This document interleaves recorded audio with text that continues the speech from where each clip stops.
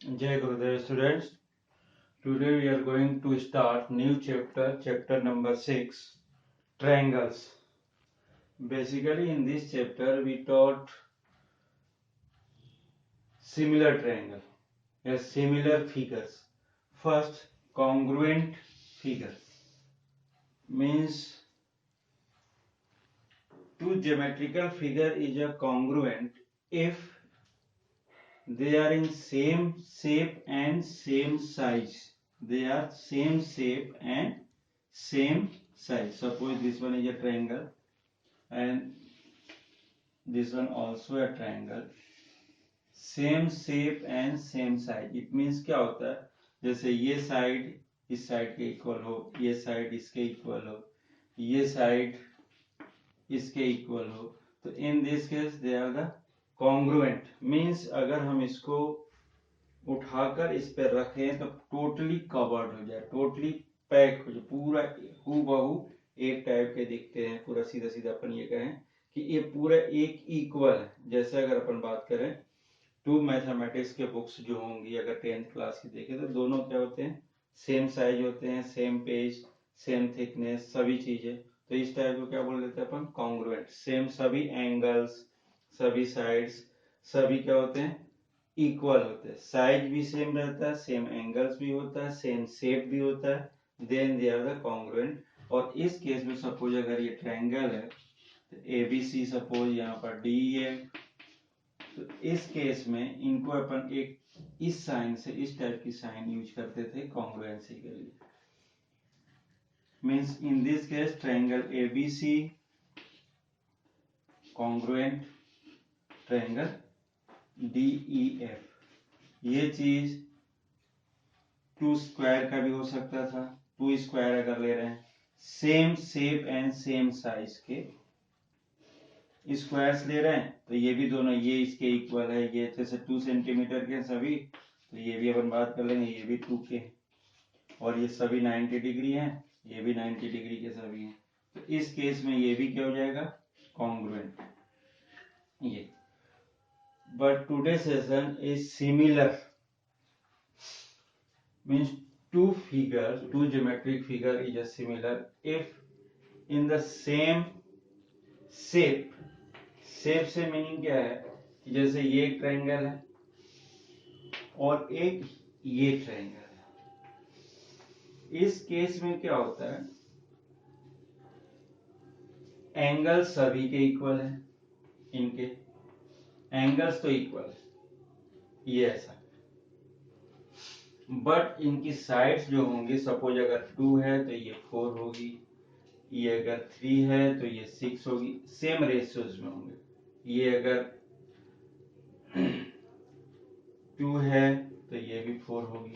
इस टाइप की, इस टाइप की चीजें रहती हैं कि ये चीजें एंगल सेम रहता है, शेप सेम होते हैं इनके, बट साइज डिफरेंट होती है. बट इन दिस केस अगर बात कर रहे हैं अपन कि अगर टू कॉन्ग्रुएंट फिगर है, then they are the similar भी हो सकते हैं. सिमिलर ये हो सकते हैं, बट सिमिलर फिगर कॉन्ग्रुएंट नहीं हो सकते. इस चीज का ध्यान रखना कि to congruent figure is a similar. ये और सभी चीज अपन ज्योमेट्रिक फिगर की बात कर रहे हैं. सपोज अगर बात करें कि एक इसी में एक रेक्टेंगल हमने लिया इस टाइप का, और एक ये रेक्टेंगल ले लिया इस टाइप का. बोथ रेक्टेंगल है, मीन सभी एंगल इनके क्या है, 90 डिग्री है, ये भी 90 डिग्री रेक्टेंगल है. सो इन दिस केस अगर अपन देख रहे हैं कि इनकी साइज डिफरेंट है, एक छोटा साइज है, एक बड़ा साइज है, बट है क्या, दोनों रेक्टेंगल ही है. बट इनके ये जो साइड्स हैं वो रेशोज में होंगे. जैसे अगर ये 2 लिया तो ये बोथ आर 4 होंगी. ये अगर 3 लिया, ये 3 लिया, तो ये क्या हो गया, 6 होंगे. तो इस टाइप के जो फिगर्स हो गए, they are the similar figure. और सिमिलर फिगर के लिए अपन क्या यूज करते हैं, इस टाइप की साइन, ये इस टाइप की साइन. ओनली सिंगल, जैसे यहाँ पर कॉन्ग्रुएंसी में क्या होता है, दो इक्वल दो लाइन पैरेलल की बात करें, इक्वल के ऊपर क्या करते थे, इस टाइप की साइन लगाते थे, और यहाँ पर क्या होता है, केवल सिंगल यही साइन लगता है सिमिलर फिगर के लिए। तो इस टाइप के सिमिलर फिगर होंगे, means two geometric figure is a similar if they have same shape, they have same shape, shape होगा साइज नहीं होगा, but in this case same shape होगा और सेम साइज भी होगा, तो ये कौन से हो जाएंगे, कॉन्ग्रुएंट। और सिमिलर में सेम शेप के हो सकते हैं, जैसे देखा होगा अगर तुमने कि बहुत सारे जैसे स्ट्रिप देखा होगा कि जैसे अगर भेड़ाघाट में जाते हैं अपन, तो छोटे छोटे एलिफेंट के रहते हैं, इस टाइप से एक बढ़ता हुआ रहता है, एक ऐसा बढ़ता रहता है, एक ऐसा बढ़ता रहता है, मीन्स ये सिमिलर तो है, मीन्स इसके भी अगर बात कर रहे हैं, इसमें भी वही पार्ट होगा जो ये इसके में होगा, तो ये सिमिलर होते हैं इस टाइप के केसेस में। तो सिमिलर चीज, सिमिलर फिगर्स हो सकते हैं सिमिलर, बट इसमें दोनों के शेप सेम होता है, यहाँ पर शेप के साथ साइज भी सेम होता है, ये बस ध्यान रखना। Here in this chapter, first theorem is a BPT. It means basic proportionality theorem. It's most important theorem for this chapter. If a line drawn parallel to the one side of a triangle to intersect the other two sides in distinct point, then the other two sides are divided in the same ratio. It is known as Thales theorem. इसको अपन Thales theorem भी बोल लेते हैं, BPT भी बोल लेते हैं, basic proportionality theorem भी बोलते हैं। मींस इसमें क्या होगा कि नाम से भी पूछा जा सकता, मींस स्टेटमेंट भी याद करनी पड़ेगी और प्रूफ भी करना पड़ेगा, या फिर अगर स्टेटमेंट गिवन हो तो अपन को प्रूफ भी करना पड़ सकता है। तो इसके अकॉर्डिंग क्या, if a line drawn parallel to the one side of a triangle, suppose हमने क्या किया, एक ये ट्रायंगल बना दिया, ये इस केस में if a line drawn parallel to the one side, suppose हमने क्या किया, ए बी और ये सी 3 पॉइंट से 3 एक ट्रायंगल लिया और इसके पैरेलल डी और ई एक लाइन दिया जो ए बी पर डी और ए सी पर ई पॉइंट पर इंटरसेक्ट करता है, पैरेलल लाइन बनाया। एक चीज है ना, parallel to the one side of a triangle intersect the other two sides in distinct point, then the other two sides are divided in the same ratio. means इस case में हमें जो proof करना है, अगर ये पैरेलल है two distinct point पर अगर इंटरसेक्ट करता है, तो इस केस में क्या होगा, AD अपॉन DB और AE अपॉन EC के इक्वल होगा। मीन्स ये जो साइड्स हैं रेशो में डिवाइड करते हैं, ये बोल रहा है ये थेल्स थ्योरम के according.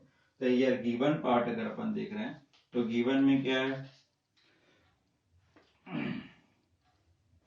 ABC is a triangle and DE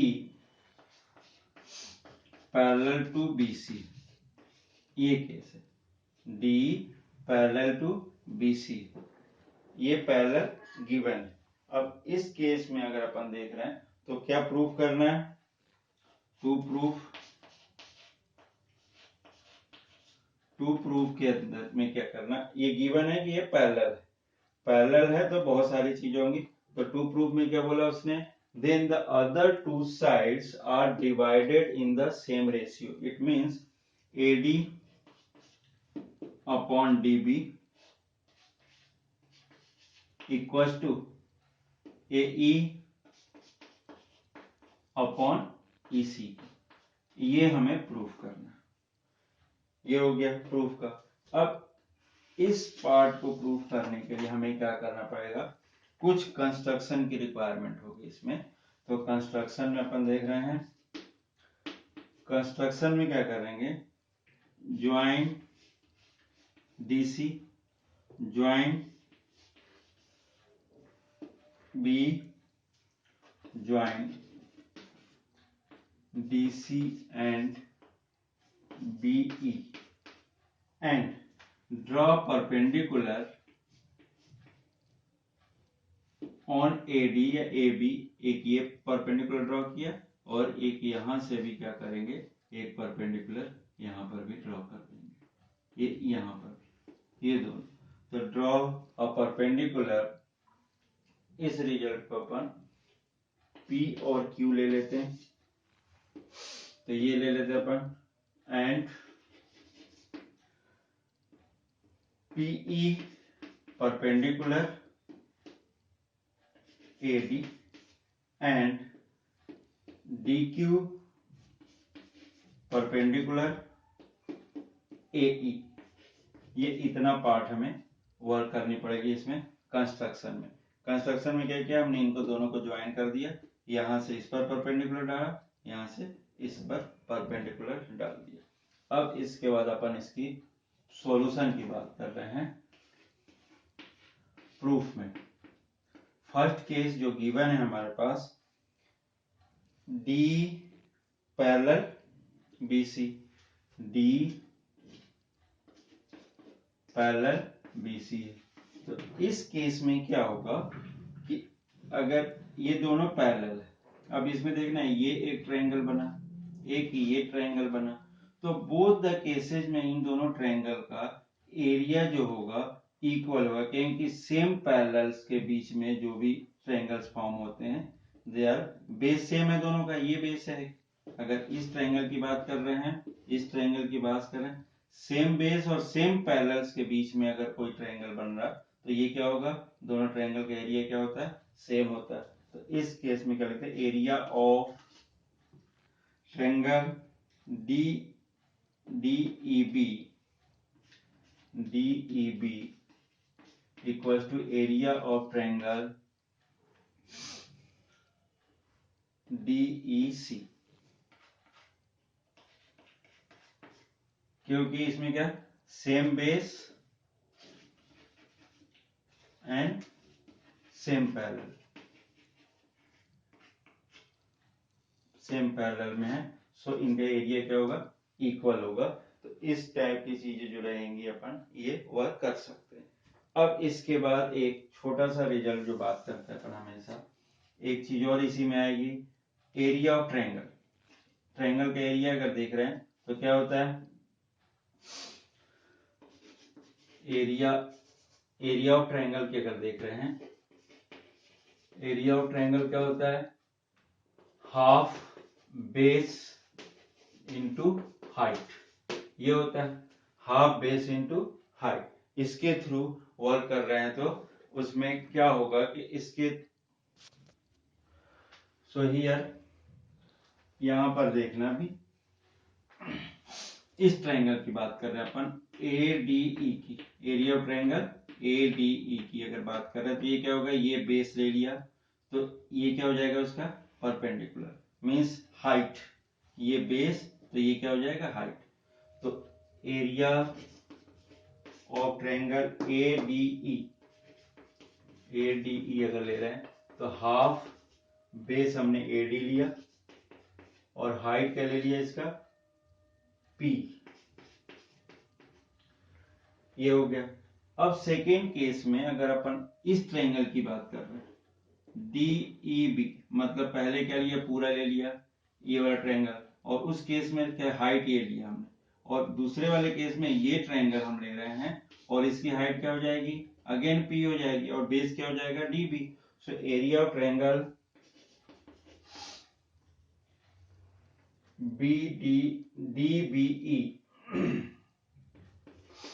DBE equals to half,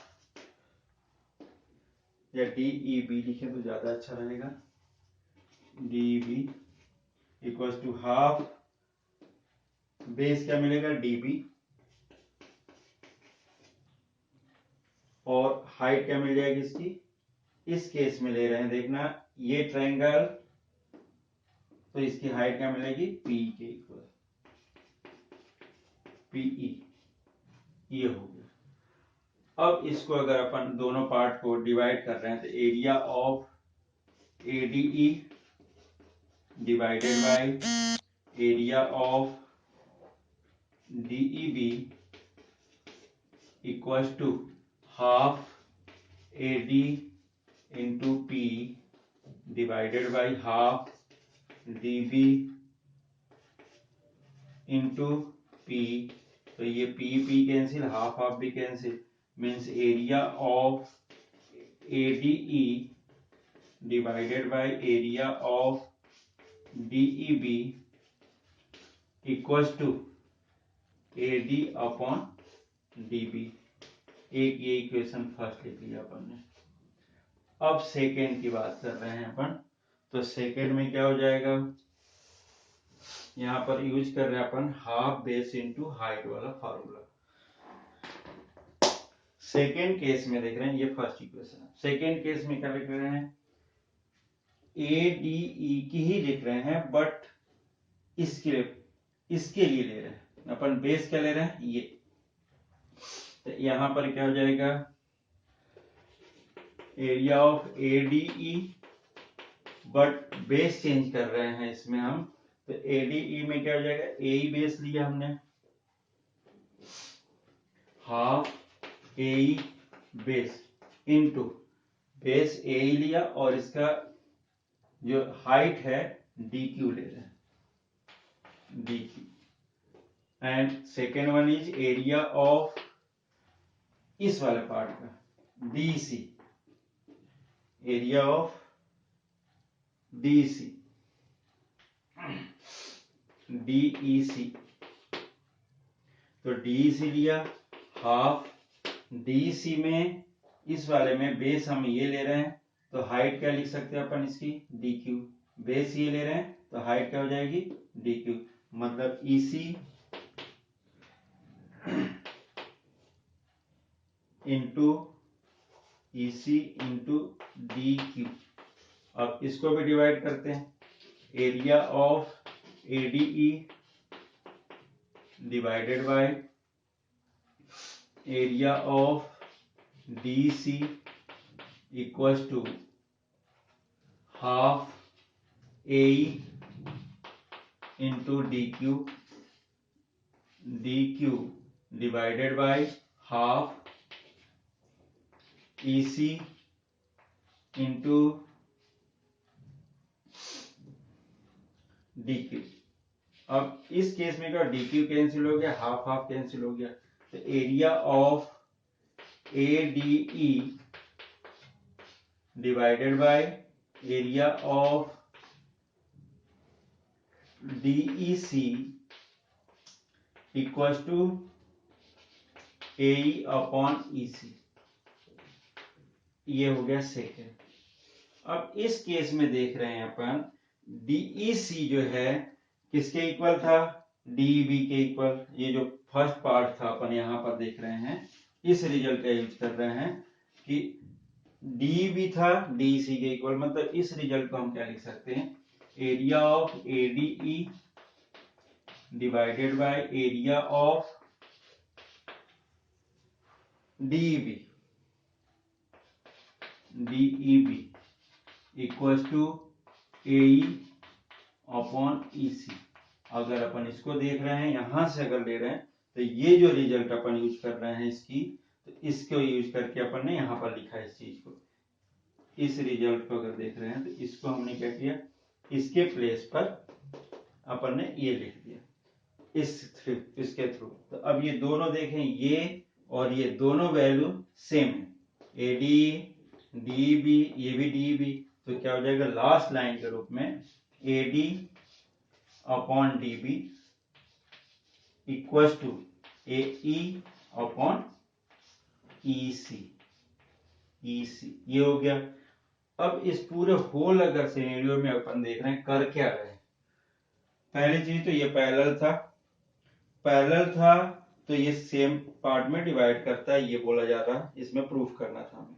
अब इसके लिए क्या किया हमने, ज्वाइन किया D और B को, और इससे इस पे परपेंडिकुलर, इससे इस पे परपेंडिकुलर लिया। फर्स्ट केस में क्या किया, ये ट्रायंगल लिया हमने, और ये ट्रायंगल लिया ये, बट बोथ द केसेस में क्या किया हमने, ये क्या लिया इसका परपेंडिकुलर वाला पार्ट। सेकेंड पार्ट में क्या किया हमने, यही ट्रायंगल लिया बट बेस हमने चेंज कर दिया इसके इक्वल, इसके थ्रू, और ये वाला ट्रायंगल लिया दूसरा वाला ये। और बोथ द केसेस में क्या किया, हाइट हमने DQ लिया, और DQ जब हाइट लिया तो दोनों पार्ट को क्या कर दिया, डिवाइड कर दिया। तो दोनों जब पार्ट डिवाइड किया तो ये 2 रेशियो है। एक और पार्ट यूज किया हमने, ये फर्स्ट वाला पार्ट जो था कि अगर पैरेलल है, अगर 2 पैरेलल साइड्स हैं, अगर सेम बेस और सेम पैरेलल के बीच में कोई 2 ट्रायंगल है तो उनका एरिया क्या होता है, इक्वल होता है। तो उस केस में अपन ने क्या किया, दोनों को इक्वल किया था, और फिर यहाँ पर DC की जगह DE कर दिया। तो ये दोनों पार्ट, फर्स्ट और सेकेंड इक्वेशन जिसकी बात कर रहे हैं, ये सेकेंड हो जाएगा ये वाला। तो ये दोनों इक्वल हो गए, और इस केस में क्या होगा, ये वाली जो वैल्यू AD/DB AE/EC के इक्वल हो जाता है। देन इस केस में क्या हुआ कि AD/DB है equal to AE/EC according to BPT ये। बट कभी कभी केस ऐसा भी होता है कि होल के साथ रिजल्ट, अगर कि AD/AB फाइंड करना है, सपोज हमें क्या करना है कि AB/AD फाइंड करना है इक्वल टू AE/AC/AE फाइंड करना, ऐसा फाइंड करना, ये केस। तो ये भी केस ओके है, ये भी ट्रू है। इस रेशो क्या, इसमें तो ये डायरेक्ट रेशो है BPT के थ्रू। अगर हम ये बोले पूरा होल पार्ट भी अगर इसके थ्रू अगर ये भी प्रूव करना चाहें तो हम इससे प्रूव करते हैं, और अपन इसका यूज भी करते हैं। तो इस केस को अगर अपन देख रहे हैं तो इस केस में क्या किया अपन ने, इस केस को क्या, जैसा ये था हमने क्या किया, इसको रिवर्स कर दिया। तो क्या लिख सकते हैं अपन, DB/AD इक्वल्स टू, हमें AD नीचे चाहिए था वहां पर, वैसे यहाँ पर भी तो EC/AE, ये क्या कहे, इनवर्स कर दिया। इनवर्स करने पर ये बन गया, अपन को ये रेशो है, चेंज कर सकते। अब बोथ साइड में क्या किया, एडिंग 1 बोथ साइड, तो क्या मिलेगा, अगर इसी को देख रहे हैं तो DB/AD plus 1 equals to EC/AE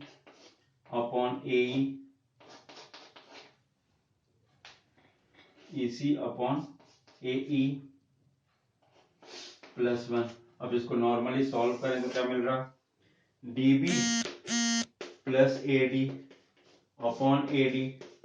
equals to EC+AE/AE।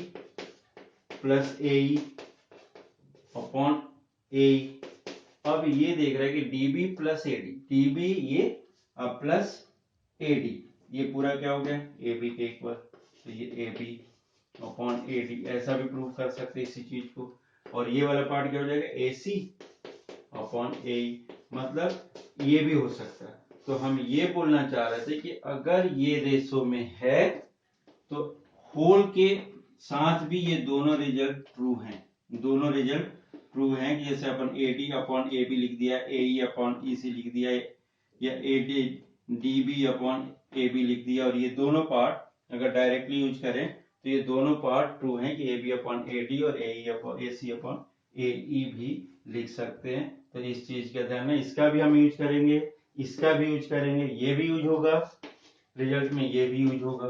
तो आगे जब थ्योरम्स करें, क्वेश्चंस करेंगे तो ये दोनों रिजल्ट को हमें यूज करना पड़ता है।